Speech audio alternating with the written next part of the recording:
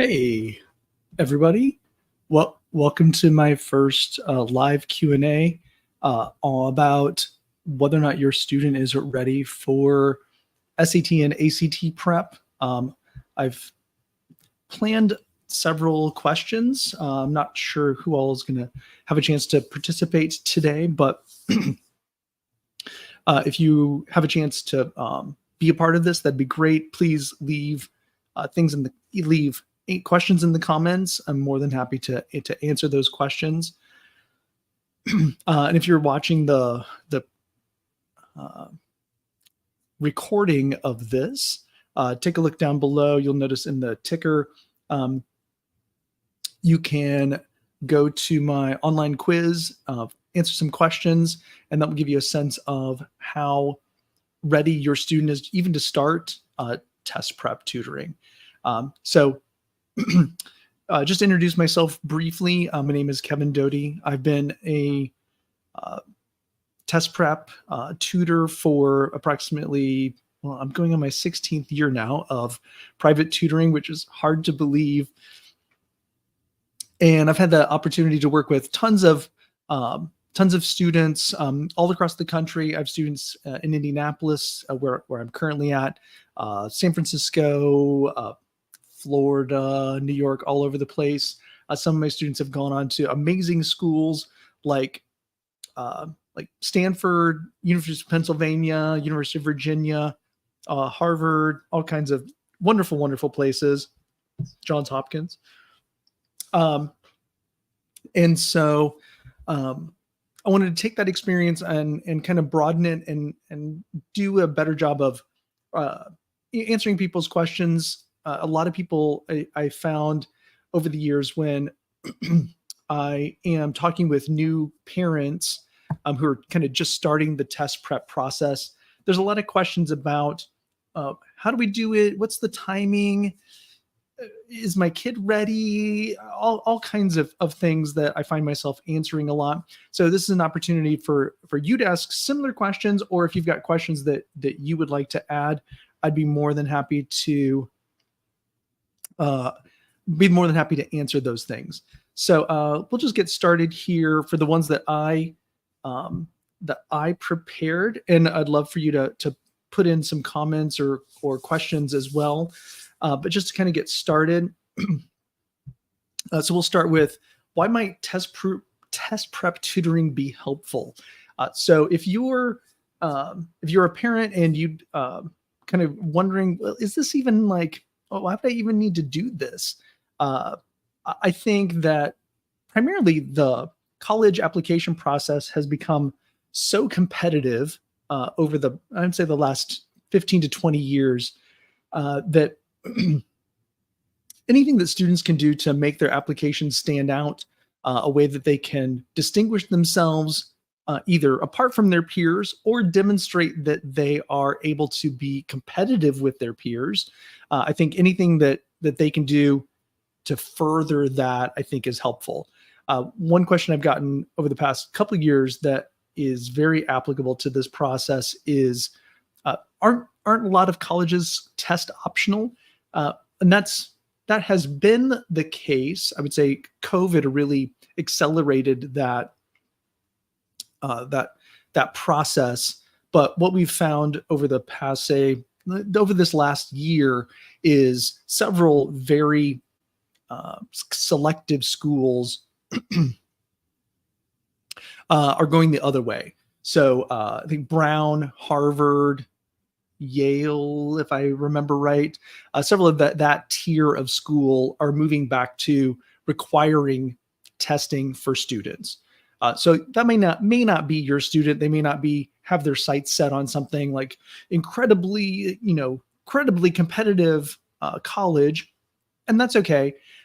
Again, I think the format, or the filter, I should say, for thinking about whether or not this is something important is whether or not this kind of score could demonstrate the competitiveness of your student. And then, as to the question at hand, is tutoring helpful? Yes, I think that obviously I'm biased, But I think anytime that we go into a testing situation and we may not be, this is true of all of us, we're not sure of what the test is about. We're not sure what the questions are like. We're not even sure what's being tested. Um, and so if students go into those situations just being uncomfortable, not sure what to do, um, not sure of remembering content, maybe especially math content that maybe they knew in the past but have forgotten, uh, they're kind of being set up to not do very well because that level of stress is automatically going to make their testing experience less than optimal for sure. And so whether it's me or someone else or some other program, it might even be a book. If your student is able to work through content on their own, I particularly like Princeton Review. They have great materials. Kaplan has very excellent materials. It might be a group class uh, where students either attend in person or online. But any of those things where you want something where your student is going to be willing to engage it, they're actually going to do the work. And I find that, especially in one-on-one test prep tutoring, which I do a lot of, I've had many parents say, "Well, look, it's just about they know that at Sunday at 2 o'clock they're going to see Kevin, and they know that that's coming. They know that they need to be prepared. It's sort of an accountability aspect, and that's just as important as the content. So something that's going to help your student be prepared and go into the test feeling like that they know what they're doing and they know how to attack the questions, etc. Another question that I get from parents often, and this is often how they end up on my doorstep virtually, is how do you have students if they're a bad test taker? Well, first, I think that test taking is a skill. It's something that we learn how to do, uh, like riding a bike or playing soccer or golfing, which I never learned how to do. But just like anything that is a skill, some of it is knowing what to do, of course, and I can find that information with books and things like that. But also having somebody help explain the process, explain again what the test is about. If it's a math test, obviously the math teacher is going to teach the math content. What skills do I need to do to be able to to do the test? And then for most students that see themselves as bad test takers, it's really about their view of themselves. It's about they've heard or their experience with testing has been any kind of testing has been poor, for lack of a better word. And so kids will internalize that and then basically convince themselves that they're bad test takers.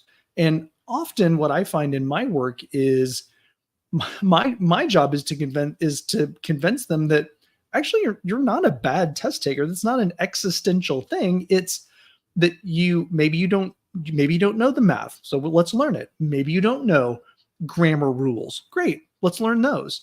Maybe you get nervous about the timing on the test. Great, let's practice it. So breaking down, thinking about what exactly you need to do to accomplish the SAT or ACT or any kind of, this also is true of academic tests. But not taking it personally, realizing that you can make progress, and then working toward making that progress, understanding what the test is doing, practicing to make sure that you can then execute on that particular test. So I actually don't believe they're bad test takers. I think that it's a skill that we learn and everyone can get better at it. Not everybody. That doesn't mean everybody's going to get a perfect score on the SAT or the ACT. Of course not. But regardless, anyone can do better and learn that skill. So again, thank you for those of you who are here. If you're viewing the recording, thank you for being a part of this.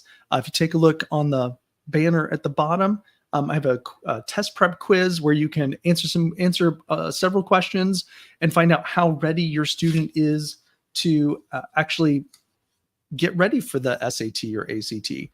What kinds of areas do they need to focus on? So do take a look at that link if that's something that hopefully you would find super helpful.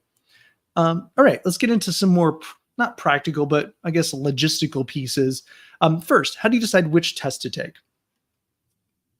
So SAT and ACT, those are unlike in my generation. So several years ago, it was, and this is true of many parents. Oh no, thumbs up, thumbs up. I don't know why we're thumbs downing. That's bad. Excuse me. In my day, when we were applying for college, colleges tended to prefer one test over the other. So northern United States schools preferred ACT.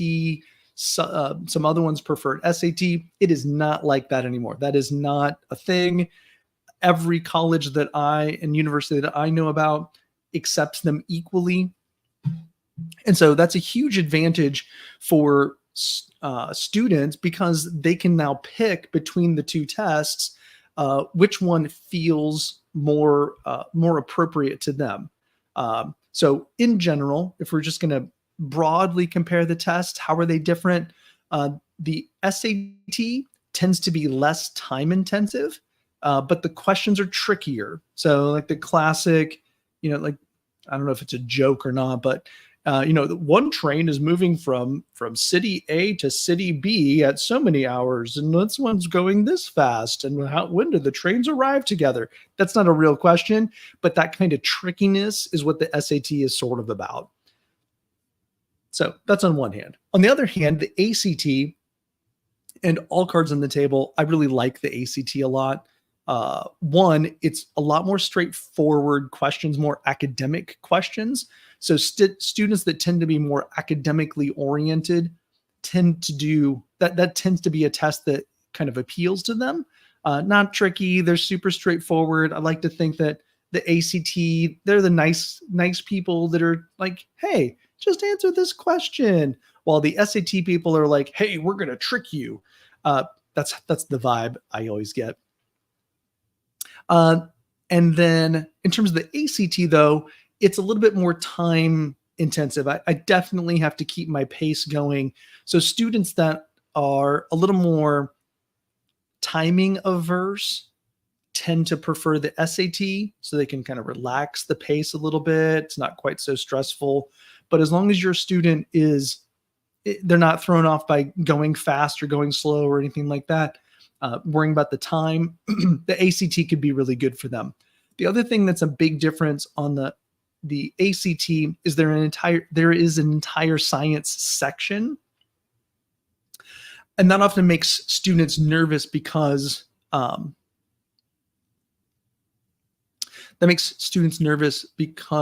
they're worried that they're going to get a question like, how do I balance this chemical equation? Or what's the formula for something?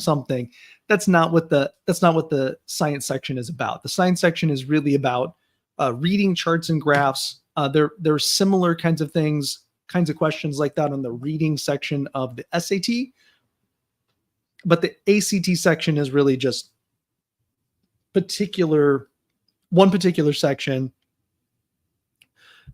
that's all about just here's a topic, or an experiment. Maybe it's about cockroaches. Maybe it's about an experiment that they ran with soda and candy. It could be a whole bunch of different things, and all things that I don't even know. That's not something I know. I don't know about bats necessarily, but there might be a question where they've given you some information and you have to answer the question. So that's the difference between the two tests.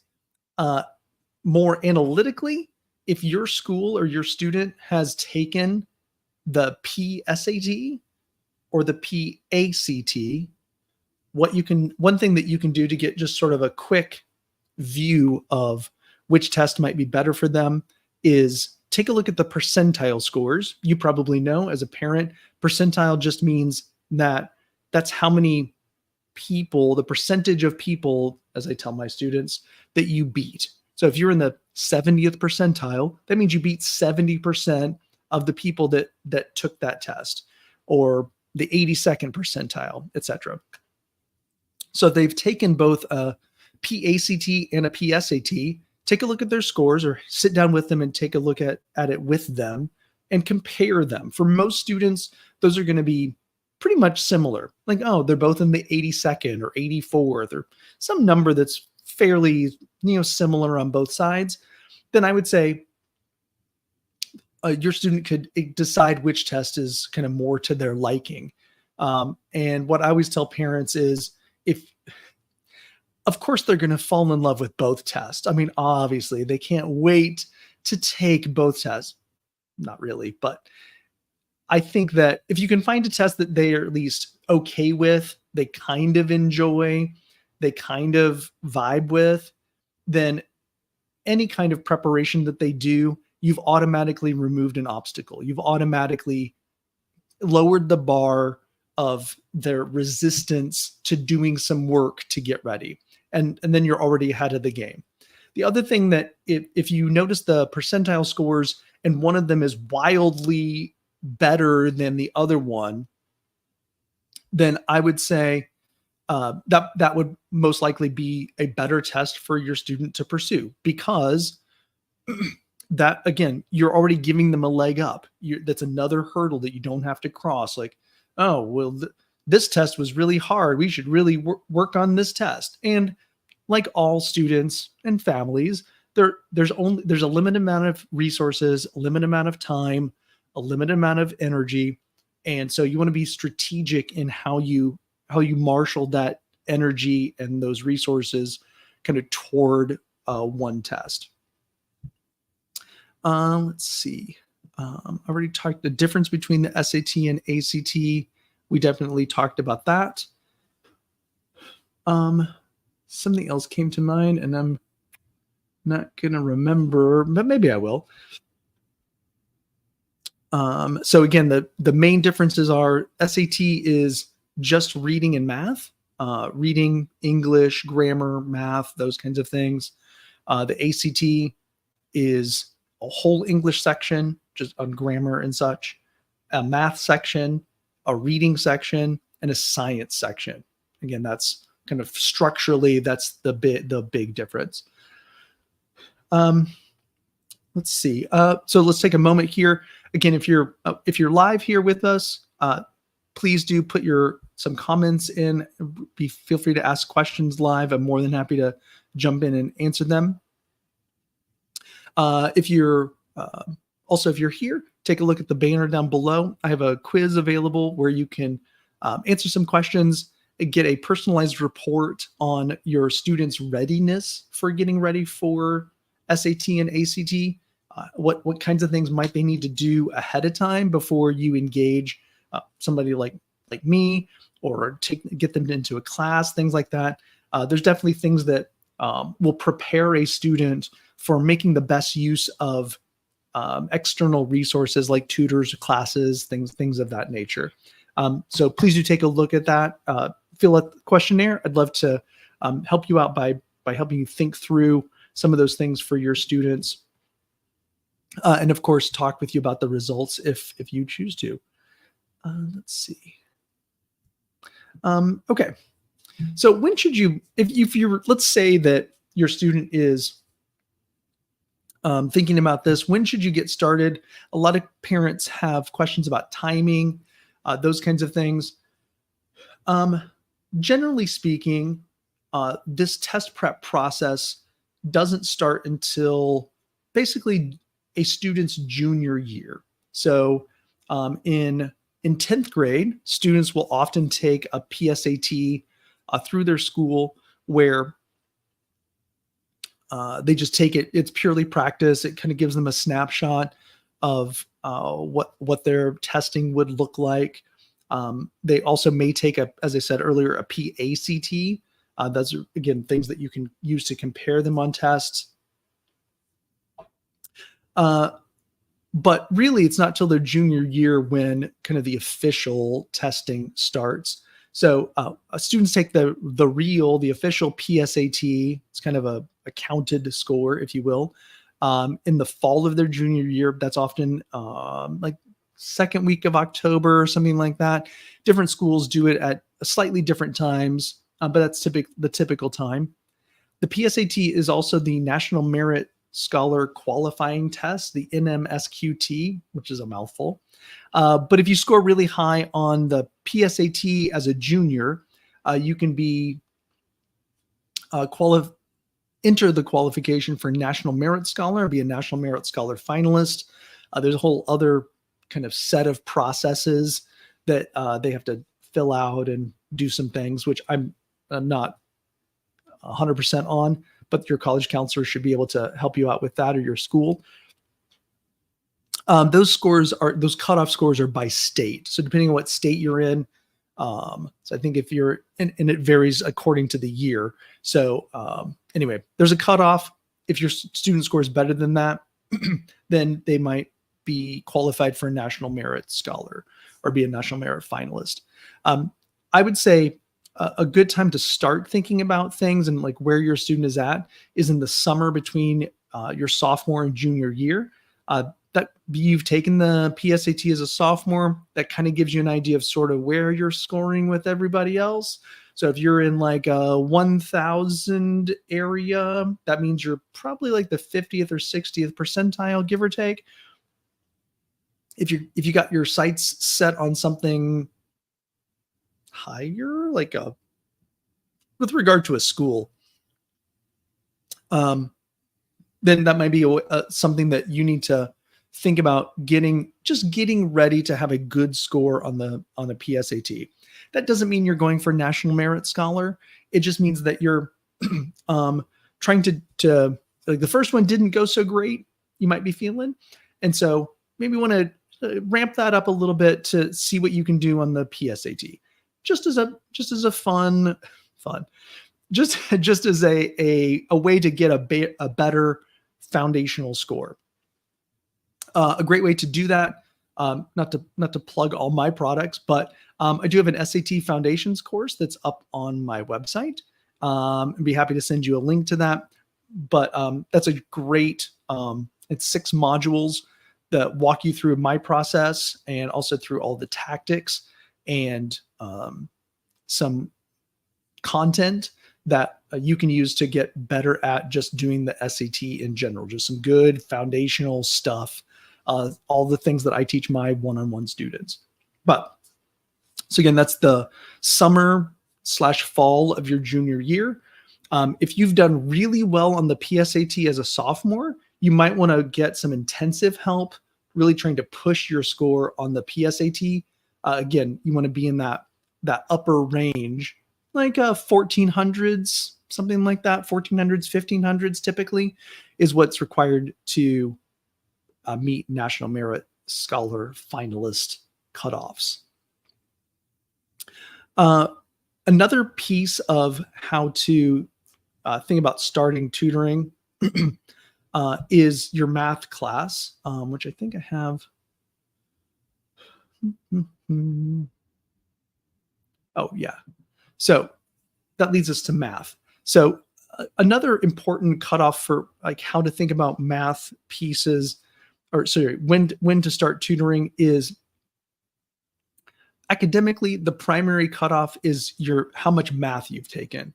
So with regard to English, most everybody's English is about in the same spot, but different people are in different places when it comes to how much math they've taken in high school.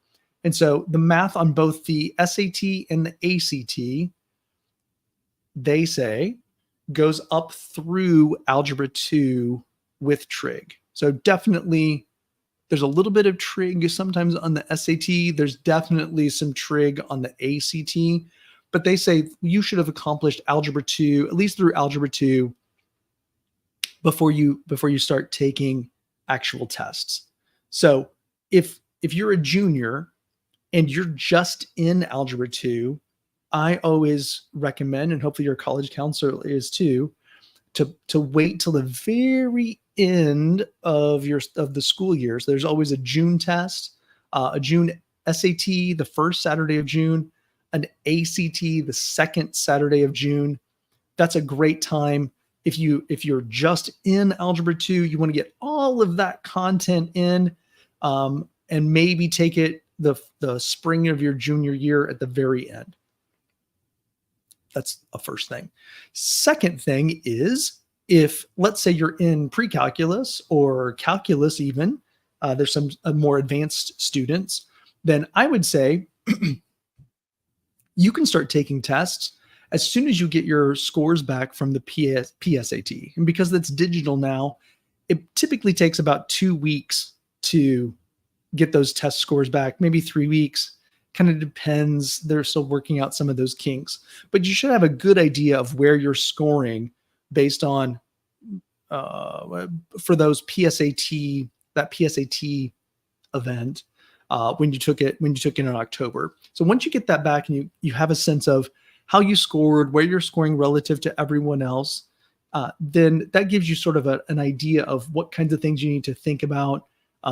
If your score is a 1200, but the schools you're looking at are a 1400, you've got some work to do.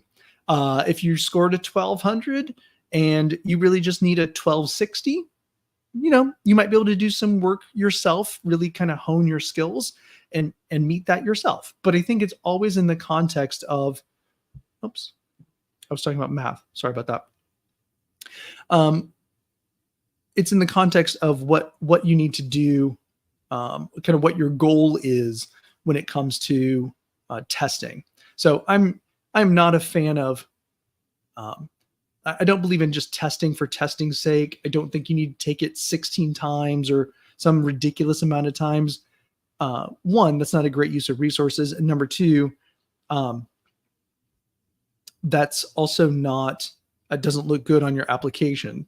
Some colleges require that,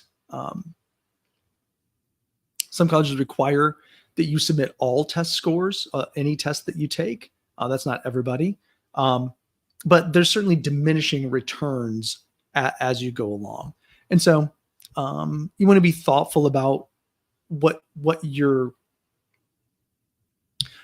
goal is, and how that relates to how you're scoring on tests, so that you can be competitive without spending all of your time like doing endless classes, endless tutoring, all of those kinds of things.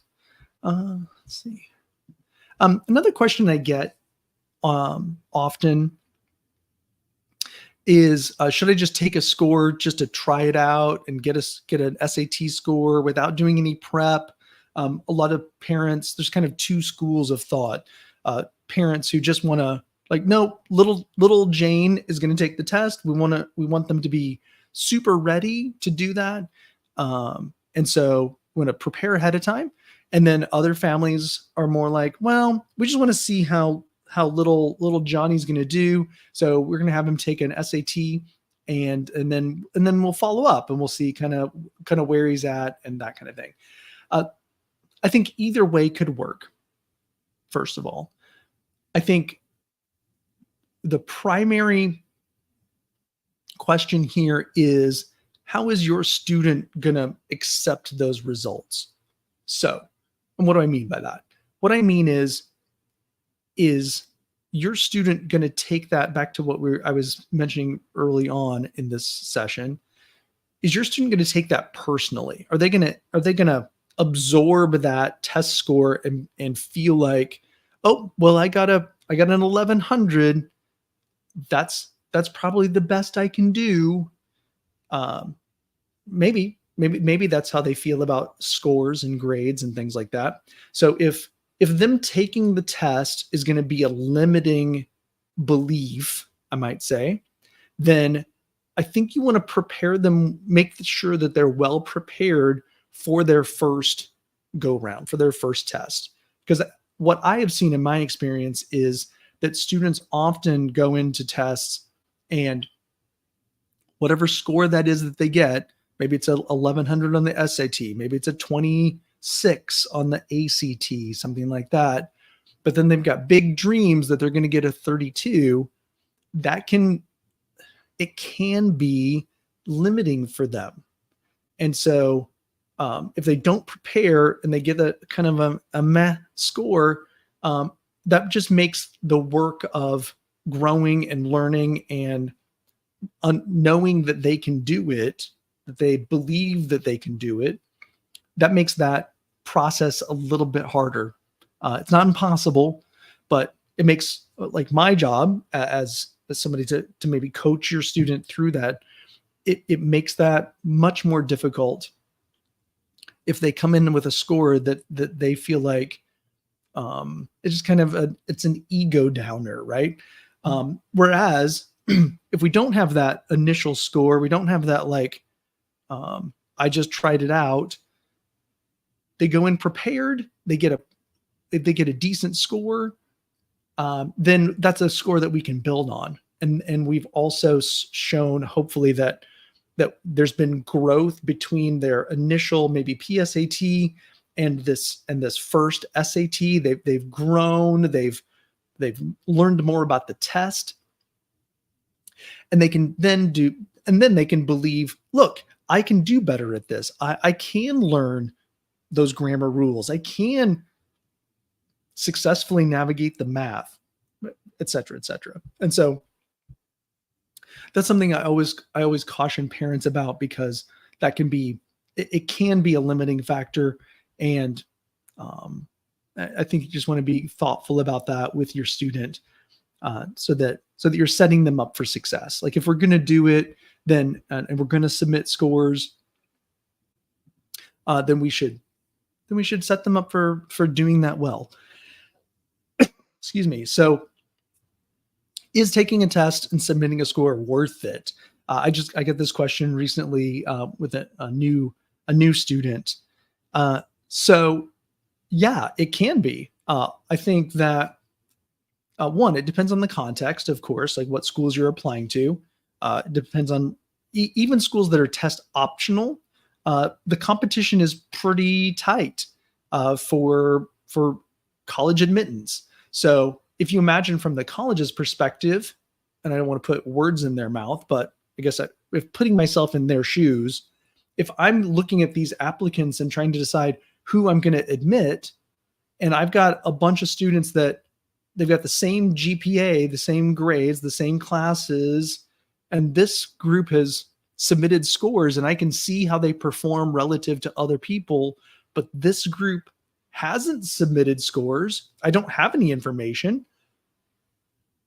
That's one, at the very least, that's one less variable that an admissions officer has to look at to make a decision based on the resources they have available, based on how many slots they have, based on your application. Maybe your essay is amazing. You certainly all students bring more things to the table, of course, than just their GPA and whatnot. So this is very broad brushed, but I think if you're applying to a competitive college, if you're applying to a competitive program within a college. So for example, one example I use here is we're near Indiana University. The Kelley School of Business is a very competitive business school for students to get into. I don't know exactly whether or not, I don't remember whether they're test optional overall or not, but I know for a fact that the Kelley School of Business requires a particular score cutoff for direct admit to the Kelley School of Business. So if you want to go right in, just start your business work at Kelley School of Business, you must meet a score cutoff for that to happen. And that's true of many different programs. So one, it could be worth it that way. Number two, there are also special programs within colleges that often require a particular score. So honors colleges, honors programs, things like that. That could be one advantage.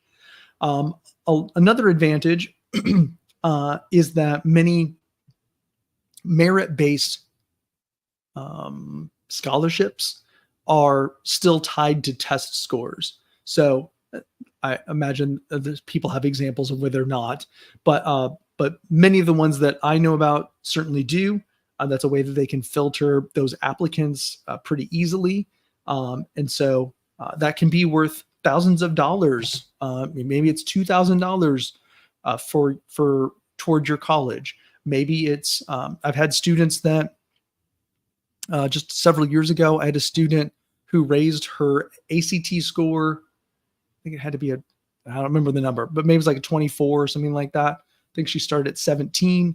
We got to a 24 and she got $7,000 per year for all 4 years because she made that score cutoff.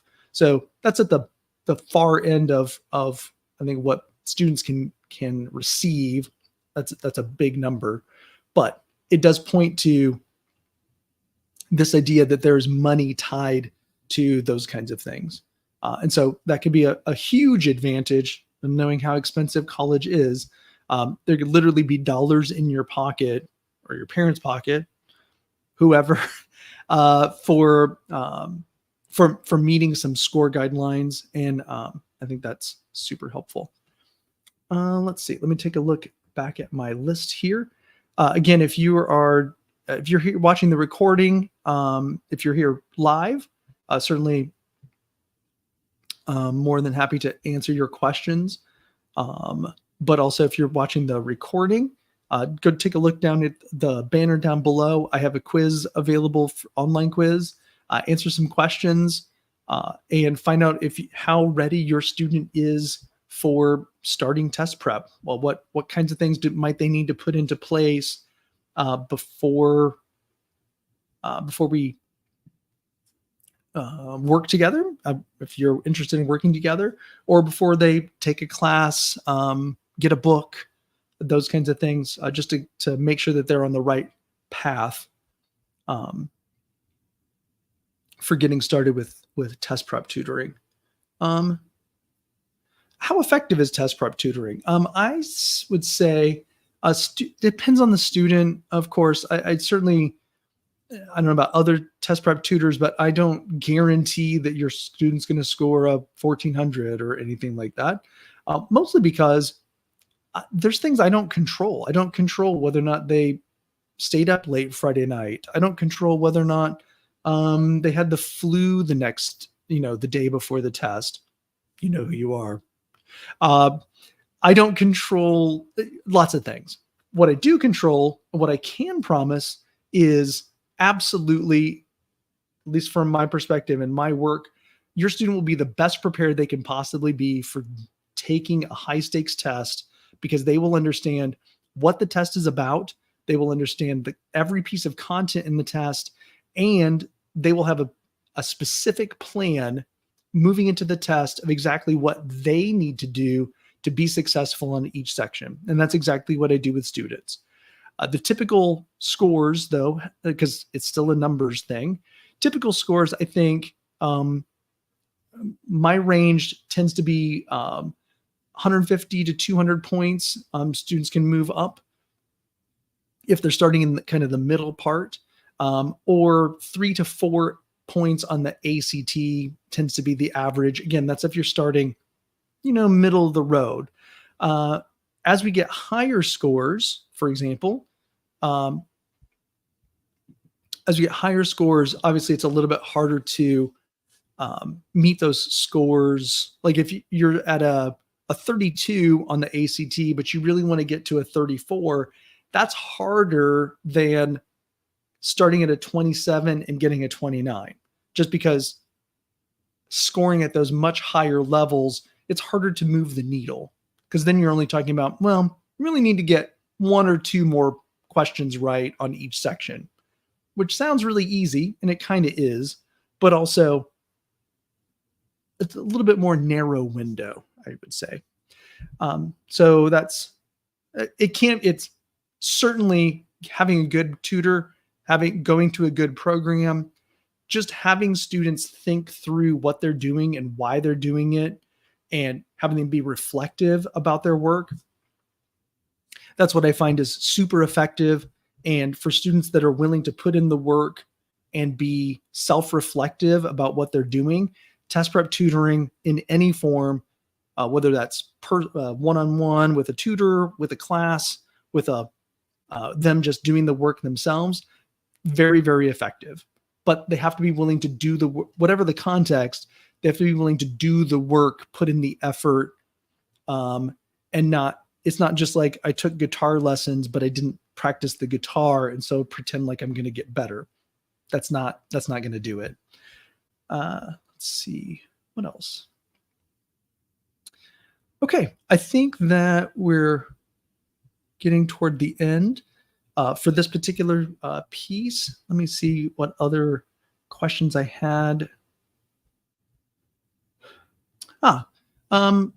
So let's talk about scores briefly. What is a good score? So what's a good score in the SAT? We'll start there. The SAT is out of each section's 800 points. So you get something out of 800 on the reading, something out of 800 on the math. Excuse me. 1 second. Pardon me. So if I get a perfect score on the SAT, I get a 1600. Yay, that'd be amazing. Sort of a middle score, so the middle 50th percentile is pegged around 950 to 1,000, something like that on each, on the test as a whole. So that's, say, 500. You get a 500 reading, 500 math.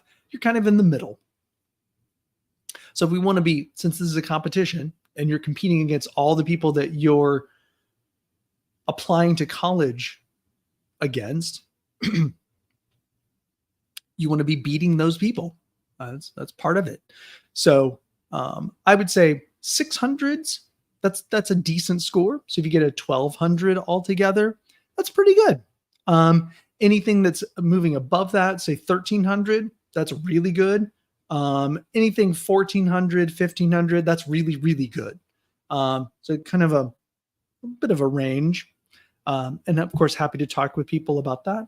What about the ACT? So ACT, that score is a 36. That's the maximum that you can get on each section. And kind of middle of the road, I don't know what the exact 50th percentile there is, but based on my experience, I would say probably 22-ish, something like that. If I'm getting in the middle 20s, so 25, 26, that's good. Anything high 20s, good. And if you're hitting the 30s, 30 to 34, that's really, really good. Yep. So are we going to maximize? Are we going to, necessarily going to have a perfect score on the SAT or ACT? No. I mean, maybe that'd be great. I certainly have students that have done that with some help. But at least in my work, and I think any good tutor or classes work, it's really contextual, as I've said several times, is what is your goal? What are you trying to reach for? What is there a school that you're particularly interested in? It needs to be thought of in terms of what are we trying to accomplish by getting this score? Not just, I need a bigger score. Maybe you do. Maybe it might be better for you to spend time, doing better in math class. That might be a better use of your time and resources. So what should you think? Oh, that was the one I wanted was this one. What should students know before getting started? And also, related to that, what can my student do to get ready for testing if they are sophomore or earlier? So I would say, so 3 things. One is they should get an idea of like what the tests are about. That would be super helpful. It's probably not a good use of your time and resources. For me, I will explain to all students like just kind of what the tests are about and all that. But if they already know coming in, like this is the structure, these are what the scores are about, that kind of thing, that's saving you time and money, and we're not using valuable tutoring time to be able to do that. So that's number one. Number two is, and especially true of sophomores, and true of everyone, but the things I always tell parents when they approach me of like, oh, my eighth grader wants to know what to do to get ready for the test, or freshmen, etc. They're two important things, and if they have these important things down, then tutoring or whatever test prep is going to go great, because then it will just be focused on testing. And those two things are, one, ace your math class. That's the place where you've got weekly times with your teacher, homework, tests. You can master how to find the area of a triangle, how to do quadratics, how to factor things, all of the math function notation, all the stuff, all of the mathy things that are important to know for doing these kinds of tests. Again, I'm happy to teach people how to factor, but that's not the best use of intensive test prep time, because then we're focusing more on content and less on how you interact with the test.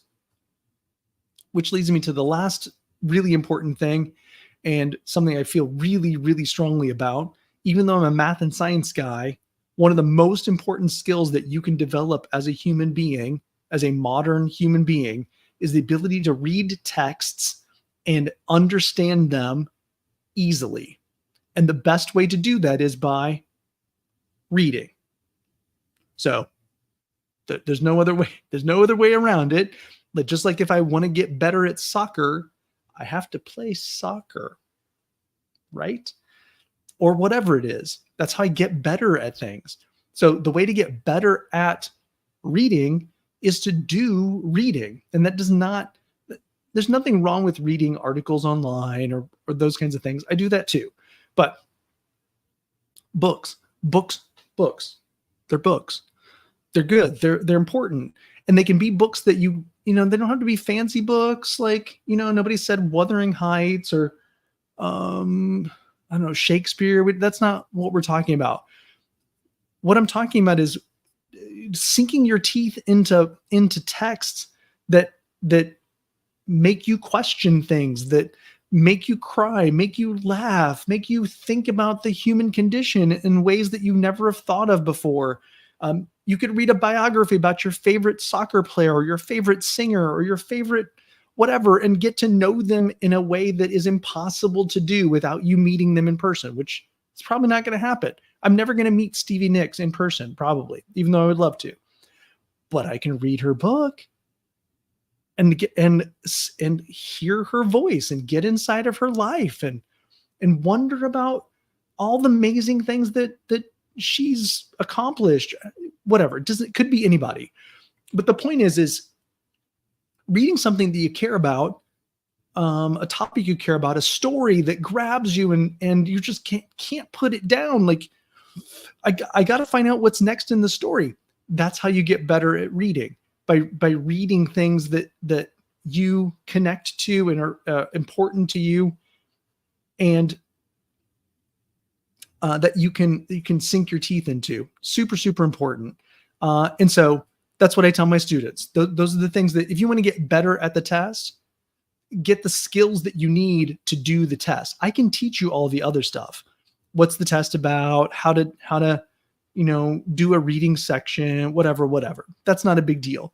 But the students that I guarantee you, the students that are getting 35s on their ACT or getting 1490s on their SAT are students that are reading voraciously every day and acing their math class. That's what those students are doing. And because they have those skills, that means they are able to then take those skills and just apply them to a different setting.